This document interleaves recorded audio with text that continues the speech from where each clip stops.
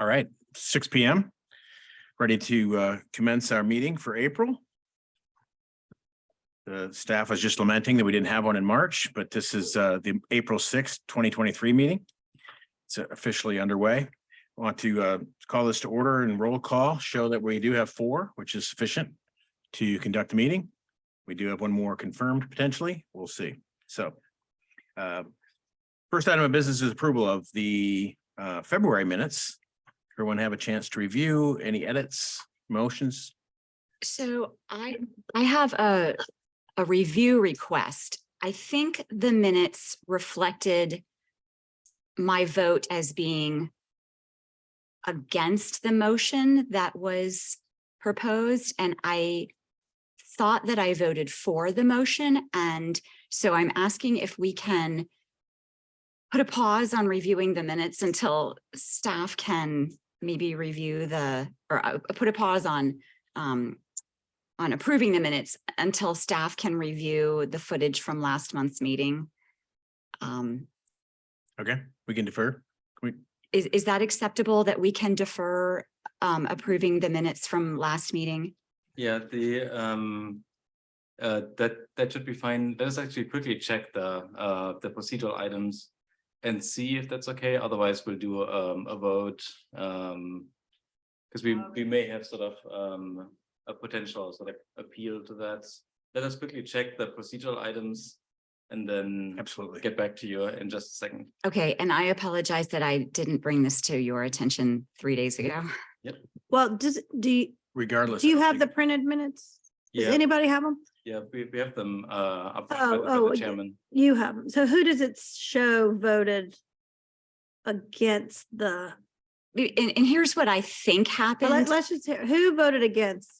Because I think Let's see which case number we're speaking out here. it's the one that we had people vote against, the motion.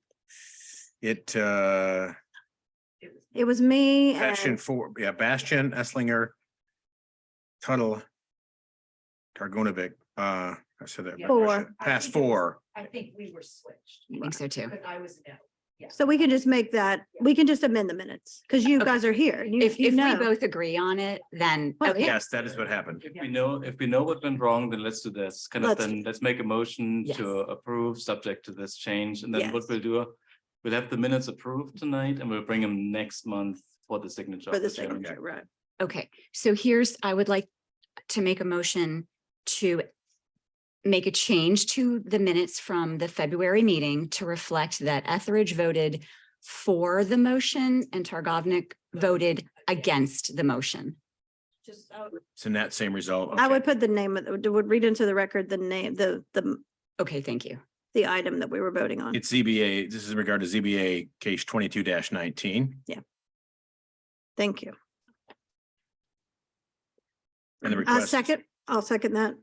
Okay. All those in favor? Aye. Aye. All right, good. Thanks. Good eye on that. That was a net, no change, but yet we needed to make that as far as the voting outcome goes. Okay, excellent. Yes, unfinished business. I don't believe there are any items, so we will proceed and I'll read the chairman's preamble this evening. The Zoning Board of Appeals is charged with the responsibility of granting variances to ordinance requirements after determining whether there exists an undue hardship upon an applicant. In determining whether or not to grant a variance, the board shall apply the criteria specified in the city code of ordinances to the facts of each case. The Zoning Board of Appeals does not create zoning, nor can it change zoning. Matters brought before the Zoning Board of Appeals are to be concerned only with variances from requirements of the zoning ordinance, sign ordinance, and development and environmental ordinance. The board has no authority to grant variances for use, density, or height. Further, the board hears cases requesting an appeal to a staff interpretation or decision on these same ordinances. Final decisions of the Zoning Board of Appeals may be appealed by petitioning the Superior Court of DeKalb County within 30 days after the decision is rendered this evening. Okay. Mr. Chairman, just one point of clarification. Then was the motion to just make the change to the minutes? Then if so, let's do another motion to approve the minutes now with that change being made. Yeah. Approve is change. All right, let's do that again. I make a, excuse me, Let's- I make a motion to approve the February 2nd, 2023 ZBA meeting minutes with the changes as approved. Which case? Well, we already said that. We've already made the motion to make the change with the changes brought tonight. I second. Thank you. All those in favor? Aye. Thanks, Paul. Let's proceed to the first case. I understand there's a deferral.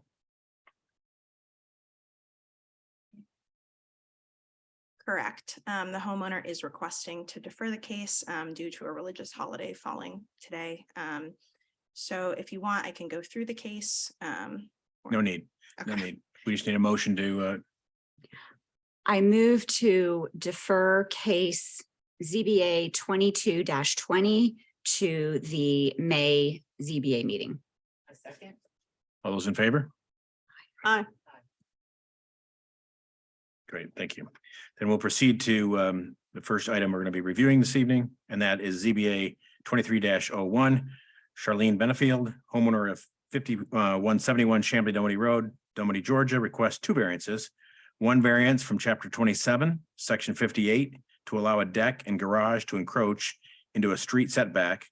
And one variance from chapter 27, section 166, to allow a garage to be separated by less than 10 feet from the principal building on the lot.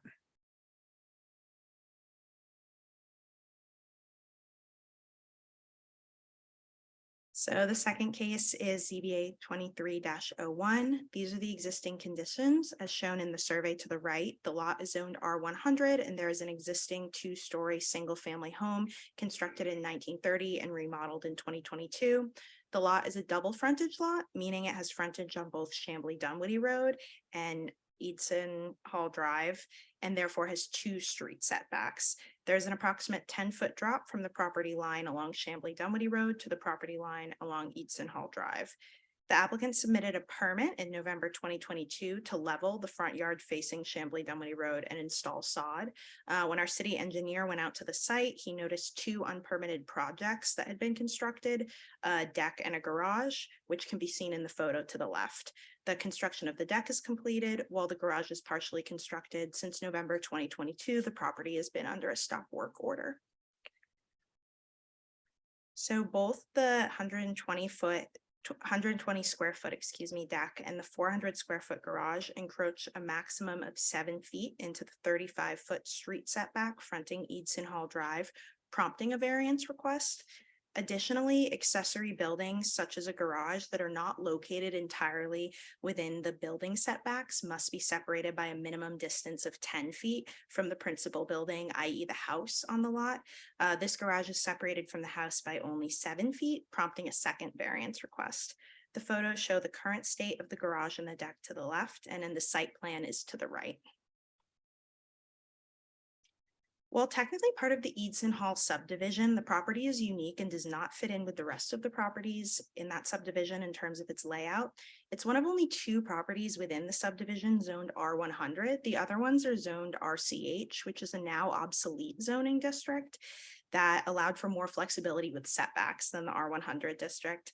The subject property's frontage on Eadson Hall Drive is not accessible via car and is physically separated from the rest of the subdivision by a large retaining wall. The rear of the existing house was constructed right up to the edge of the 35-foot street setback along Eadson Hall Drive, leaving very limited room for improvements to the rear of the house. While the western part of the property has more room for improvements, the topography is steeper there, making it difficult to build a garage at grade and thus prompting the location of the garage on the eastern side of the house. Additionally, living spaces such as bedrooms and bathrooms are located on the western side of the house, as you can see in this building plan to the right, which makes it an unsuitable location for the deck, prompting the location of the deck to the eastern side of the house. A deck and a garage are fairly typical improvements to a property.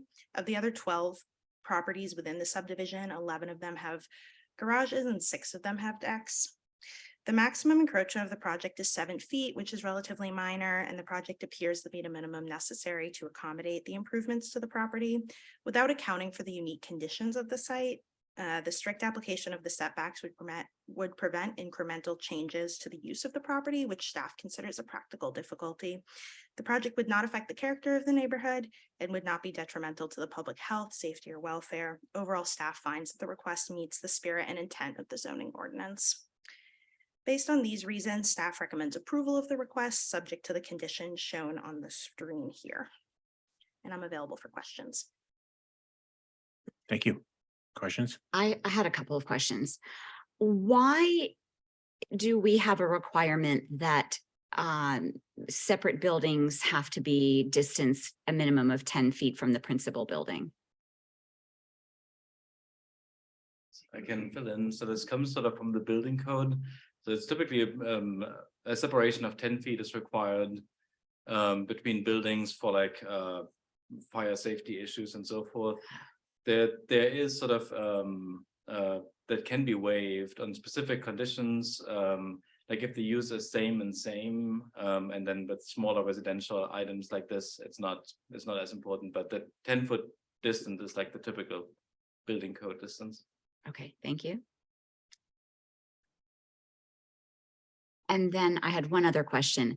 The retaining wall in the subdivision area, what is the, and I know you said there's a slope, a 10-degree drop from the front. Is that why the retaining wall is there, to prevent further runoff? Yeah, I believe so. It's an existing retaining wall, so Right. sort of not within the scope of this project. But there's a fairly steep slope going down, so I imagine it was to level it out to create some usable space. Okay, it wasn't to like block access from this. I mean, or Yeah, like to separate the house from the subdivision. It's not officially a part of the subdivision. I think that the history of the subdivision is really strange. It was more or less like there was some sort of three-dimensional chess played by the developer at the time to sort of count the lot area of these lots as part of the subdivision, because then the Eaton Hall subdivision itself, like the other lots, are like really small and compact. Mhm. And that was the old zoning district just required like an overall requirement. So these two existing lots were counted as part of the subdivision, but they weren't sort of legitimately part of it. They were pre-existing, Right. but that's like a legal sort of issues from 30 years ago. Okay, thank you. Okay. Is the applicant here this evening? Would like to address the board and state your case for requesting a variance? Hello. Hi. Hello. I'm short. I'm Charlene Benefield. I own 5171 Chamblee Dunwoody Road. And it was just a cute little house we wanted to, bring back to life. So that's what we were doing. And two reasons for the deck and the garage location. She pointed out the other side is quite a bit of a drop off. And if you're coming through the kitchen, it's on the right side of the house. So the deck would be on the right side of the house. And it's more or less a safety feature because number one, you have to have a rear exit according to code. And that's the only place for it, because before I bought the lot, I came to the city and asked them, what's my requirements? And they told me that I could not build from the back of the house. There was a 3-foot like stairwell going down from the back of the house. And she said that 3 foot is the max you can go. So I said, okay, so we take that off and put it to the side of the house. And my thinking, that's the side lot. It's not the back of the lot. But apparently it is, because it's a cul-de-sac back there. But as she said, that retaining wall, it goes from probably 20 foot down to about 8 foot. It's a very large retaining wall. It's a complete drop off from the street. The people beside me, their roof touches my yard. So it's a pretty steep drop off. So that's why I don't think it would affect anybody. And I did speak to my neighbors, and no one seemed to have a problem with the deck there. The reason I did the deck and did not get a permit is my fault. I chose a builder that would allow me to pull the permits. And at the time that he said, guess what? Your plan doesn't have a deck on it, and you've got to be able to get out of the back of the house. I said, okay, I'll go up and get the permit. My mom had 4 strokes since June of last year, And so I bet she is now in my care and I've just been taking care of her and I totally forgot it. And I told Allegra that then when I come in, it is 100% my fault. I don't blame the builder. It's me. I told him I would do it and I didn't. I have no problem doing it. Like I said, whenever I started, I came up and talked to everybody first, but that's my bad and I apologize for that. So that's my story. Okay. Any questions from me? I think you were going to talk about the garage. Yes. So I'll prompt you on that. Okay, all right. The garage is also on that side for the reason of the and I was trying to keep it like, it was built in 1930, so I didn't want to put an enclosed garage. So it is an open garage to kind of set with the 1930s. And it is not 10 foot away because I was trying to stay from my 10-foot setback on the other side. It would encroach if she So moved it would there. encroach that way. So I really thought I was doing the right thing. Apparently I was not, so. Any other questions for right now? Okay, good. We'll open it up for anybody who wants to speak in opposition of this application. I don't think there are any here. So seeing none, then we'll close the public comment and ask the board to discuss. Thoughts, questions? All my questions answered. I don't have any questions. I had the same thought she did. I mean, we could request the 10 foot, the 3 extra feet, then all of a sudden you're infringing on on that side and so forth. So We have to grant a variance either way. correct. She'd correct. have to have variance Right. granted either way. So it looks like she did the best, or the builder, and she came up with the best solution. And it's an improvement to the home by adding a structure that's not, Definitely. it's too bad. So I'm not creating a hardship for anyone. Violating neighborhood standards. Oh, sorry, Ellen, could you please turn your microphone on? Sorry, not creating a hardship for anyone, not violating neighborhood standards, not. Yeah, there's no opposition. I'll make a motion. I move to approve the request for 2 variances. 1 variance from chapter 27, section 58 to allow a deck and garage to encroach into into a street setback, and 1 variance from chapter 27, section 166 to allow a garage to be separated by less than 10 feet from the principal building on the lot, subject to the conditions presented by staff. Number 1, construction of the deck and stairs must be in substantial compliance with the submitted site plan prepared by Diversified Technical Group LLC and dated 12/15/22. See Appendix A. Number 2, if construction has not commenced within 2 years of the granting of this variance, approval shall be void. Number 3, all gravel areas of the driveway will be paved with concrete prior to issuance of a certificate of occupancy. I second the motion. All right, all those in favor? uh, Aye. Unanimously approved. Congratulations.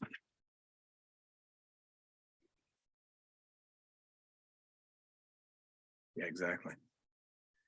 Next case, ZBA 23-02, Leslie Ellsworth, on behalf of the property owners at 48 Perimeter Center East, Dunwoody, requests a variance from chapter 27, section 73 to allow a deck to encroach into a side setback.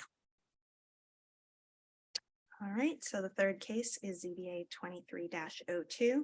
These are the existing conditions as shown in the survey to the right. The lot is zoned office institution, so OI, and there is an existing 14,689 square foot 1-story building that was constructed in 1973, and it's currently being used as a school. There's an approximate 20-foot drop from the western property line to the eastern property line.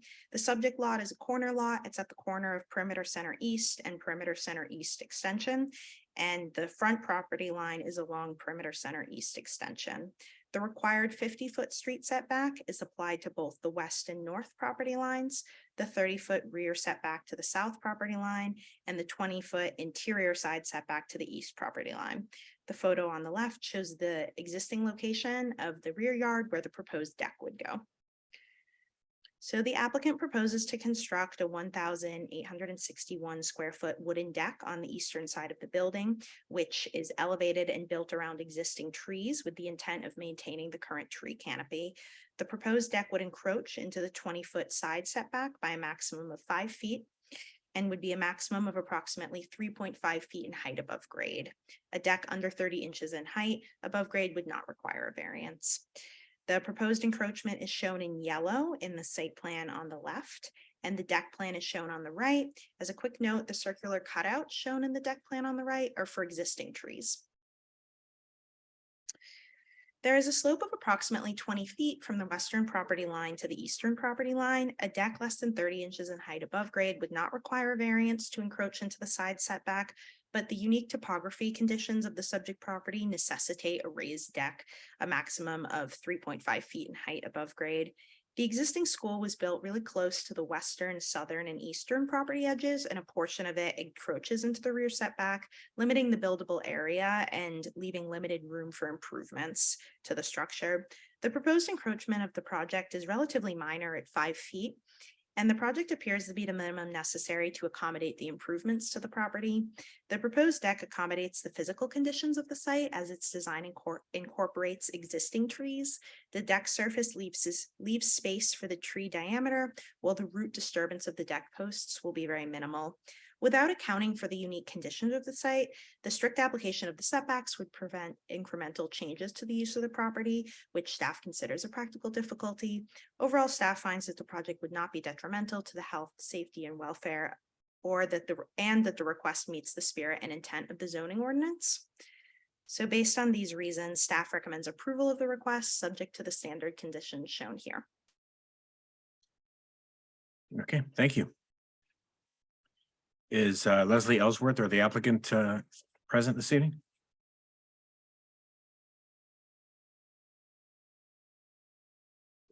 Hello, I'm Anna Cunningham filling in for Leslie this evening from the architectural team, and happy to share more about our project as was summarized.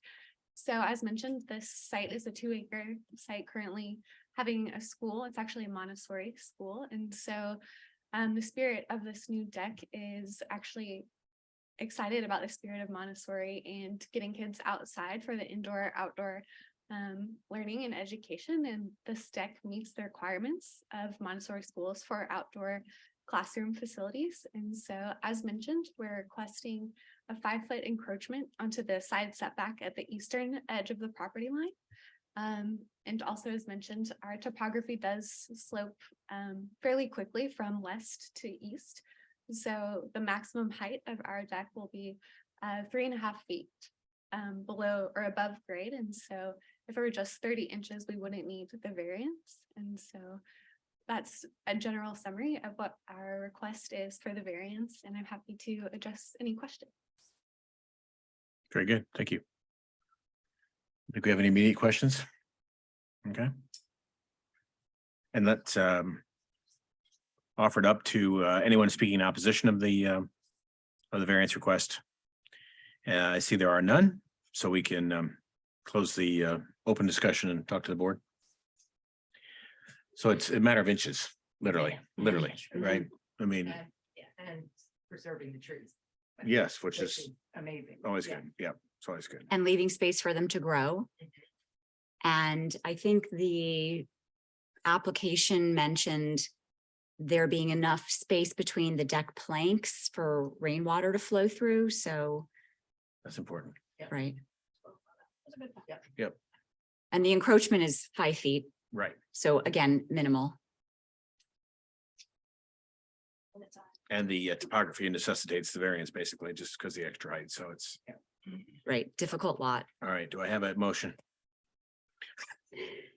I'll make a motion. Okay. I move to approve the request for a variance from chapter 27, section 73 to allow a deck to encroach into the side setback, subject to the conditions presented by staff. Construction of the deck and stairs must be in substantial compliance with the submitted site plan prepared by Studio SOGO and dated 10/7/22, see Appendix A. If construction has not commenced within 2 years of the granting of this variance, approval shall be void. I second the motion. All those in favor? Aye. Application passes. Thank you.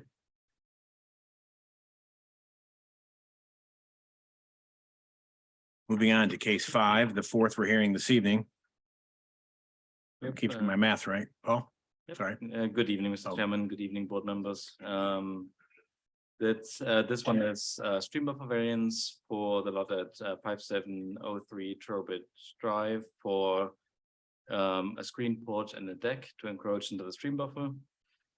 And I want to spend a little bit of time on the existing conditions here because it's sort of a little bit complex. It's a 2,500 square foot 1970s 2-story home with a walkout basement.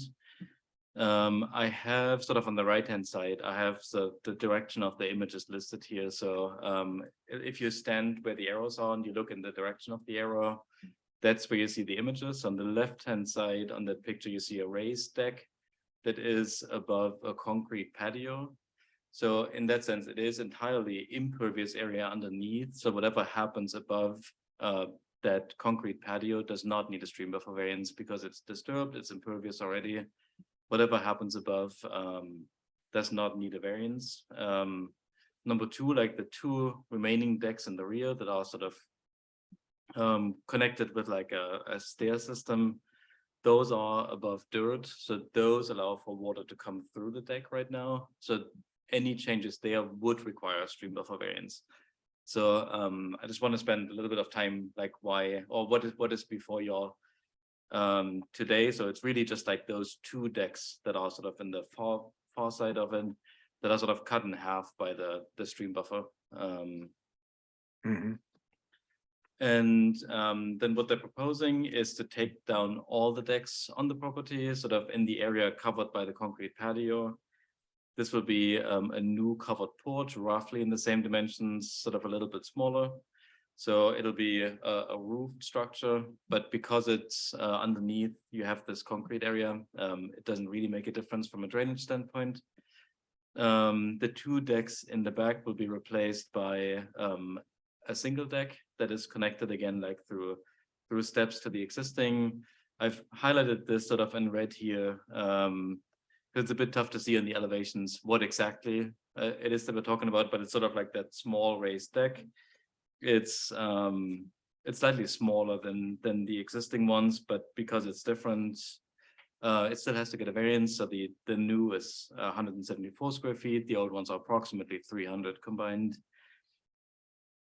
Because of the stream buffer location that cuts the lot sort of in half, it really wouldn't be possible to make any changes to the lot without first obtaining a variance. Again, like this is sort of a minimal request. Like a deck doesn't require the same. It doesn't require like a foundation. It can be installed with hand tools, so we have minimal land disturbance. And overall, they're removing, if anything, they're removing sort of area in the stream buffer. And because no changes would be eligible without first obtaining a variance, staff is in support to this variance request with our standard conditions. Thank you, Paul. I have some questions for Paul. Good. Staff, I have some questions to make sure that I understand. So as you said, the proposed new deck footprint of the decks being built without the like on the dirt, not the one, the new one over the concrete patio. Though the footprint of those 2 is actually smaller than what it is now, correct? So the footprint now, if you look here, like, and you have those 2 decks Right. in the back, the footprint of that is approximately 300 square feet. What's proposed here is sort of a single deck in the location, slightly different location, and that's approximately 180 square feet. Okay, so we've got a smaller area, but because even though we're minimizing the area, because we're doing it in the dirt, not over the concrete patio, that's the reason for, okay. That's exactly right. Yeah. And so because of that, the only concern, and I think you even mentioned this in your bullet point, is just the impact of the construction But because it's in the dirt, we're not having to bring in machinery, it can all be done with hand tools. The disturbance is minimal. Yeah, correct. Yeah. Okay, perfect, thank you. And there's no further encroachment into the buffer area, so that's. But we are going to allow the applicant to address the board. And state their case for the application, please.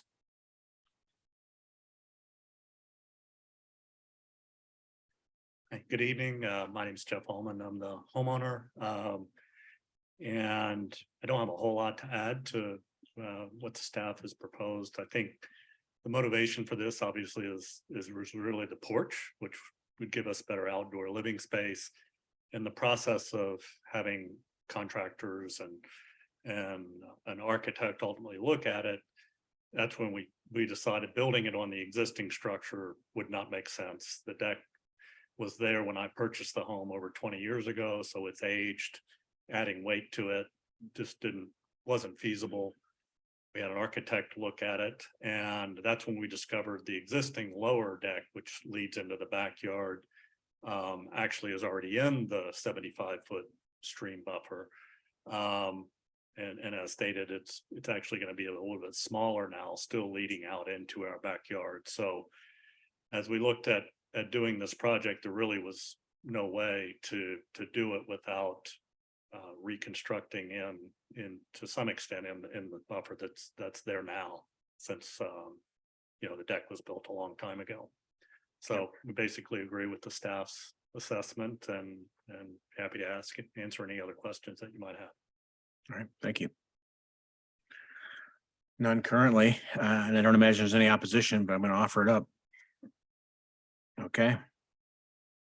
Board. Comments? I made my comments already. I'm good with it. I think it's a good improvement and it's, Yeah, there's, these, we've seen it 100 times, right? So the 75-foot buffer variance, these, it's a grandfathered thing as far as these homes being built in them. Anytime you do any repair, even if it's like to like, it's still an encroachment, so it has to be reviewed, and this one's pretty standard, I think. Claire? I'll make a motion. I make a motion to approve ZBA 23-03 at 5703 Trowbridge Drive to allow a screen porch and a deck to encroach into the 75-foot stream buffer. That's a variance from chapter 16, section 78. With the following conditions, excuse me, the screen deck and porch must be in substantial compliance with the submitted site plan, Appendix A. If construction has not commenced within 2 years of the granting of this variance, approval shall be void. And finally, construction shall be with hand tools only, no heavy equipment or vehicles allowed in the stream buffer. I second the motion. I have a motion and a second. All those in favor? Aye. All right, it passes unanimously. Thank you. Last case of the evening. ZBA 23-04. Deborah Ferguson, homeowner at 1633 Womack, requests a variance from chapter 27, section 58 to allow a deck to encroach into the rear setback. Yeah, Paul, and walk us through it, please. This is also for an existing lot. It's Yep. approved with approximately 4,200 square foot home that was built in 2008. This again is for the construction of a deck. This time it's a setback variance. We have a lot that's sort of it's a corner lot on Womack and Cambridge Drive. It has two street setbacks, then a rear setback that we apply towards sort of the bottom of this image, away from Womack Road. So the house is oriented towards Womack. So the backyard is on the opposite side of that. It has an existing deck that stretches approximately a third of the house currently. That is a deck that's from the original construction. So the applicant is trying to improve that now, and as part of that, making it larger, sort of extending it all the way to the eastern side of the house, where right now it goes. The house is sort of ever so gently L-shaped with a sort of like nook on the left-hand side of the screen here, and they're extending the location of the deck all the way to the as far as the house extends. The deck will be bigger, so it's right now it's 320 square feet and it'll be approximately 550 square feet, and the same, it's a raised deck that you walk out from the second floor of the home. Or from the first floor, like with the walkout basement.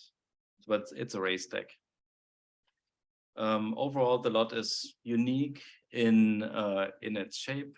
It's both a corner lot that reduces the buildable area because you have 2 street setbacks. And then the lot is relatively square. So it has significantly less depth than other lots, which reduces the rear yard just by its orientation. So a typical lot is 180 feet deep. This one is approximately 120 feet deep.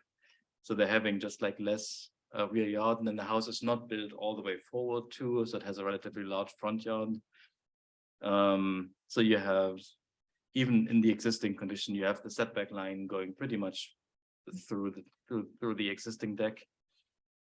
They're not going sort of deeper or further away from the house. It's just because of the orientation of the lot will slightly increase the encroachment from approximately 10 to 12 feet, because the rear property line just on the right hand side of the screen is just closer to the house, because it's just a oddly shaped lot. Yep. So overall, this is like again, it's an incremental improvement. They have to do a new deck anyways. It's a typical improvement, and if we would strictly apply the setbacks, then they wouldn't be able to make any improvements to their home.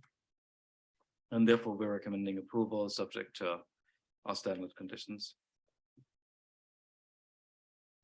Thank you, Paul. Would the applicant care to address the board?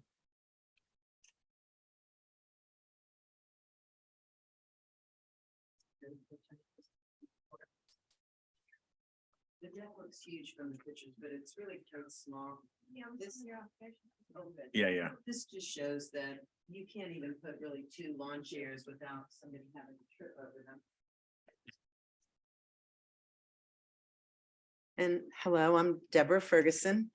And so my husband likes to tell me to say it in 25 words or less. So to make it short, we just really need a bigger deck because, like I said, if you put 2 lawn chairs on the deck, you almost have to step over it. And we definitely need a new deck because the existing wood is pretty much rotted out and needs to come out. So we just want to extend it to the left side, which we still have the 10 foot to the fence and then another probably 10 foot to the side of the neighbor's yard, and then their driveway and then their garage before they're even their house. So they're probably 50 feet out. And then in our backyard is just our neighbor's backyard. So no one will even be back there, but we're not trying to take up too much of the yard, but just get a little bit more deck space. So we would like to request just to enlarge it, which again, our whole deck is already in the setback. So there's really no place to go because we're in setback at the back of the house. So that would be our request to allow that to be extended. Thank you. I have one question. What do you, what's going to be the surface underneath the deck? You're going to extend that concrete patio, or is that going to be? We'll probably extend it to cover underneath the deck as well, just to the corner. So that Okay. extra little corner will have concrete under that as well. Staff, does that affect anything at all? No, I think that they have sufficient lot coverage where it doesn't make a difference. Okay. Anybody have questions? That actually was my question, so thank you. Okay, sure. All right, we will, thank you. Okay. And we'll open it up for any opposition and see if there's anybody that wants to speak against the variance, and there is none, so we will proceed with board comment. As long as there's no concern over the increase in impervious surface, then I think the encroachment is the minimal amount needed to afford relief. I would agree. Any motions? Chairman can't make any. I move to approve I love that. ZBA 23-04 I move to approve the request for a variance from chapter 27, section 58 to allow a deck to encroach into the rear setback subject to the conditions presented by staff. 1, the proposed deck must be in substantial compliance with the submitted site plan in Appendix A.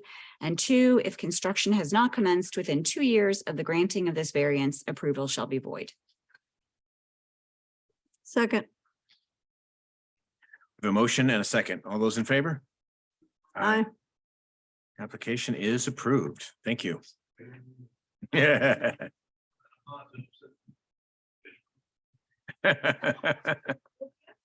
Hey, Appreciate that. yeah, They were all good packets tonight. thank you. Other business? Don't have any. Public comment? None. As always, thank you, staff, for presenting The these new, very well documented cases. the new little packets are nice. Yes, love it. And the applicants did great. So you've given them good direction. All our applicants had good packets. So thanks. We always love when That they're helps a well- lot. when they're well Thanks. prepped. It's always helpful. Yeah. I like to read their letters. Yes, right. So with that, this meeting is adjourned.